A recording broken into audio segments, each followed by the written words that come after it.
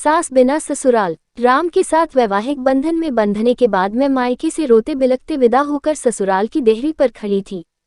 कभी घूंघट की ओट से राम को देखती तो कभी दरवाजे के अंदर देखने की कोशिश कर रही थी। अंदर से कुछ आवाज़ों को सुनने के सिवा मैं कुछ भी समझ नहीं पा रही थी। मुझे ये तो पता था कि राम की मां नहीं है, यानी मैं सास बिना ससुराल में जाने वाली हूँ।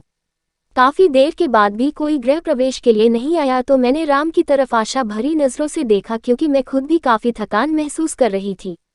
राम ने शायद मेरी नजरों की भाषा पढ़ ली थी। वो अपनी छोटी बहन को बुलाकर लाया और उसके कान में कुछ कहा।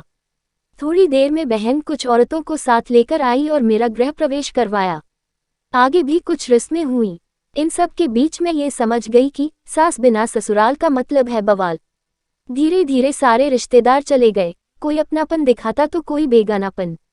सब अपने अपने तरीके से अपना और दूसरों का परिचय दे रहे थे।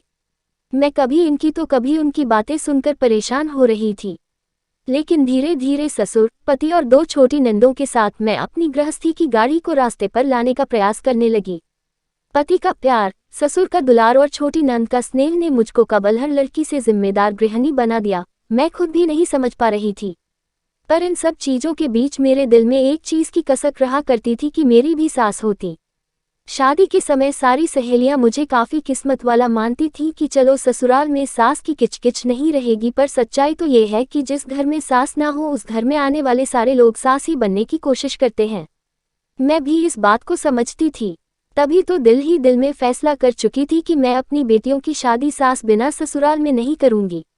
कुछ रिश्ते नमक जैसे होते हैं, सास का भी रिश्ता कुछ इसी तरह का है। ससुराल का हर सुख बिन सास के फीका ही स्वाद देता है। ये कहावत भी सही है कि सास गले की फांस होती है जो ना निली जाती न उगली जाती है, पर इनका रिश्ता काफी खास होता है।